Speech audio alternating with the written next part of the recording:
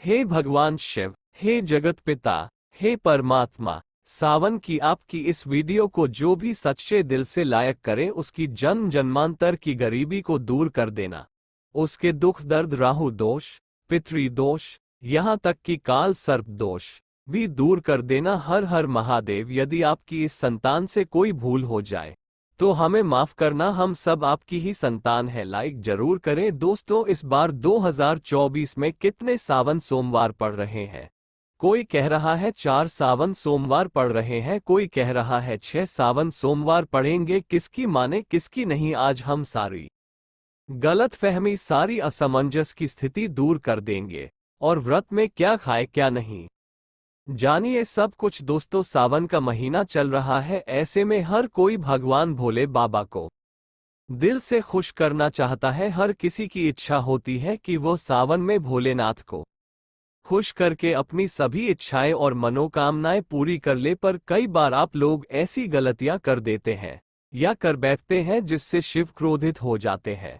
और यह बात तो आप जानते हैं कि भोलेनाथ यदि भोले हैं तो उनका क्रोध भी अत्यंत विनाशकारी होता है। भोले बाबा यदि भोले हैं, प्यारे हैं, तो उनका क्रोध भी अत्यंत विनाशी है दोस्तों। इसलिए अगर आपने या आपके घर में किसी ने व्रत रखा है या आप सावन को पूरे विधि विधान से पूरा करना चाहते हैं तो आज के इस वीडियो में जो बातें बताई गई हैं उनको ध्यानपूर्वक सुने, समझ ले दोस्तों। सावन में कई ऐसे काम होते हैं जिनको करना वर्जित माना गया है दोस्तों। अगर भोले बाबा की कृपा हो जाए तो काल भी आपका कुछ नहीं कर पाएगा, क्योंकि कालों के भी काल है महाकाल। इसलिए अगर आप भी महादेव की पाना चाहते हैं तो सच्चे दिल से कमेंट बॉक्स में लिखे हर हर महादेव, ओम नमः शिवाय और कमेंट में अपनी राशि जरूर डाल दीजिएगा। यदि हमारे पास सावन में आपकी राशि के अनुसार कोई उपाय होगा तो वह आकर हम आपके कमेंट में जरूर बताते हैं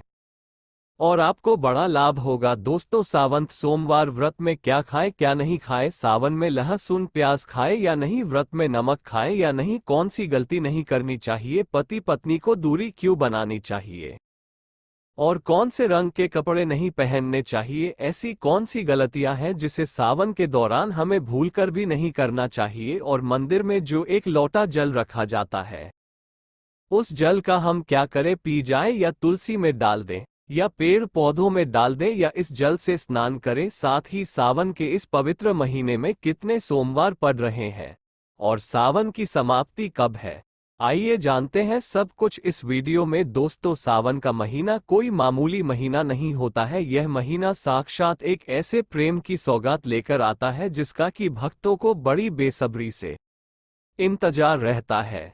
सावन का महीना इतना पवित्र होता है जिसका आप अंदाजा भी नहीं लगा सकते। सावन जब गरजते हैं तब धरती माता का शुभ अत्यंत मंगलकारी विशेष स्नान होता है। सावन में प्रकृति स्नान करती है और जगमग हो जाती है, नई फसल का आगमन होता है, हरियाली की उत्पत्ति होती है, किसान के चेहरे पर प्रकृति अपनी छाप छोड़ जाती है। सावन का त्योहार भारत में तो मनाया ही जाता है, लेकिन क्या आप जानते हैं विदेशों में भी सावन का पवित्र महीना बड़े जोरों शोरों के साथ और खुशी के साथ मनाया जाता है। नासा वैज्ञानिक मानते हैं सावन में प्रकृति आपस में बातें करती है और वातावरण सुगम हो जाता है, हरियाली की उत्पत्ति होती है और नए नए बीज उगते हैं। इस मौसम में हरियाली साक्षात महादेव का स्वागत करती है और महादेव से बातें करती है। आपको बता दें, शास्त्रों में सावन सोमवार का व्रत जो भी महिला या पुरुष करते हैं तो वह व्यक्ति भगवान भोलेनाथ का सर्वाधिक प्रिय हो जाता है। ऐसे व्यक्ति को भगवान भोले बाबा अपनी शरण में ले लेते हैं। धर्मशास्त्रों के अनुसार सावन में जो आसमान से जल बरसता है वह भगवान शिव की जटा से और श्री हरि के चरणों से होकर ही धरती पर गिरता है। सावन में बच्चे बड़े सभी को स्नान करना चाहिए दोस्तों। सबसे पहले जानते हैं सावन सोमवार व्रत की तारीख। पहले सोमवार का व्रत 22 जुलाई, दूसरे सोमवार का व्रत 29 जुलाई, तीसरे सोमवार का व्रत 5 अगस्त, चौथा सोमवार व्रत 12 अगस्त, पांचवां व्रत 19 अगस्त को रखा जाएगा। सावन का पवित्र महीना 22 जुलाई को पड़ा है और इसी दिन सावन का पहला व्रत सावन सोमवार पड़ा है। जो कि बहुत ही शुभ और अत्यंत दुर्लभ मंगलकारी माना जा रहा है। पहले दिन सावन सोमवार का व्रत विशेष है, दुर्लभ है, कई सैकड़ों सालों के बाद जाकर के महासंयोग आ रहा है। इस शुभ दिन पर लाख करोड़ों श्रद्धालु लोग व्रत अवश्य रखेंगे और व्रत में कई ऐसी चीजें खाएंगे जिससे व्रत की पूर्ति होगी। शिव व्रत सावन सोमवार व्रत पूर्ण माना जाएगा, लेकिन ऐसे में हम जानते हैं व्रत में क्या खाएं और क्या नहीं खाएं। दोस्तों, अगर आपने सावन सोमवार का व्रत रखा है तो आप इस दिन सात्विक भोजन ही करें। यह निर्जला व्रत नहीं होता, इसलिए इस व्रत में सेंधा नमक से बनी चीजें खा सकते हैं। अगर आपने फल खाने पर संकल्प लिया है तो नमक भूलकर भी ना खाएं, आप फल वगैरह ही खाएं और कुछ मत खाना। व्रत में बाहर का गन्ने का जूस मत पीना, उसमें नमक पधा होता है।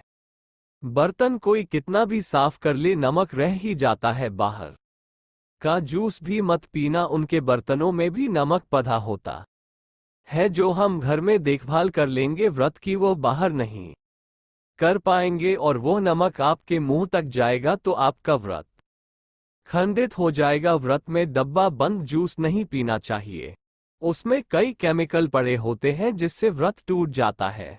और व्रत में लंबे समय का रखा हुआ भोजन कभी नहीं करना चाहिए, वो दूषित भोजन कहलाता है जिसमें विष होता है। दोस्तों, सावन में कई बार शुक्रवार का दिन पड़ जाता है तो खट्टा भूलकर भी मत खाना, क्योंकि माता संतोषी इस दौरान जागृत अवस्था में हो जाती है, वो रुष्ट हो जाएंगी। इस दिन आप पानी पूरी, इमली की चटनी वगैरह, खट्टे फल वगैरह जाने अनजाने में भी मत खाना, क्योंकि इससे माता संतोषी क्रोधित हो जाएंगी। एक बार माता संतोषी रुष्ट हो गई तो आपको जिंदगी भर कष्ट भोगना पड़ेगा। माता रानी भोली है, पर सावन के महीने में जो भी शुक्रवार के दिन खट्टा खाता है उसे परेशानी और माता के क्रोध सामना करना ही पड़ता है। सावन में साधारण नमक फलों पर लगाकर या अमरूद के बीच में भरकर भूलकर भी नहीं खाना चाहिए। आप सेंधा नमक फलों पर लगाकर खा सकते हैं। सावन के व्रत में चाय आप पी सकते हैं, लेकिन चाय में नमक मत डालना, इससे हड्डियां गल जाती हैं। सावन के व्रत में दूध नहीं पीना चाहिए,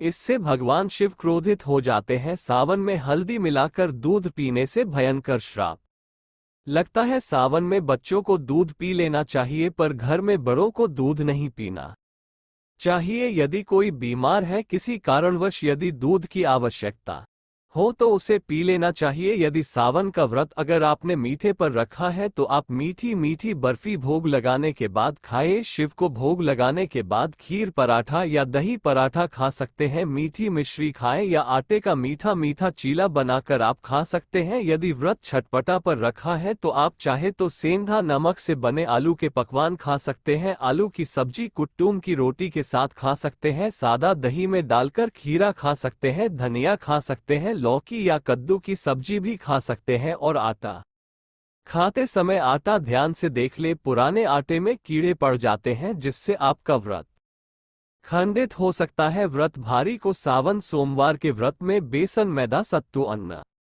और अनाज का सेवन नहीं करना चाहिए। सावन में जितना जल्दी हो सके, सावन शुरू होने से पहले यदि घर में आपके बैंगन की सब्जी या साबुत बैंगन रखा हुआ है, जो कि बैंगन को इंग्लिश में ब्रिंजल बोलते हैं, यदि घर में हो तो तुरंत हटा दें, इससे भगवान शिव अत्यंत क्रोधी हो जाते हैं। सावन में यदि पालक का साग रखा है तो घर से बाहर फेंक दें। साग सब्जियां सावन में खाना वर्जित होती हैं, खासकर बैंगन तो घर में भूलकर भी नहीं रखना चाहिए, नहीं तो घर हो जाएगा कंगाल। भगवान शिव क्रोधित हो जाते हैं। सावन में घर में बैगन रखने से विनाश होता है। इसके अलावा अन्य किसी भी व्यक्ति को मांस, मदिरा, लहसुन, प्याज इत्यादि का भी सेवन नहीं करना चाहिए। वहीं व्रत रखने वाले व्यक्ति को धनिया पाउडर, मिर्ची पाउडर, सादा नमक का सेवन भूलकर भी नहीं करना चाहिए।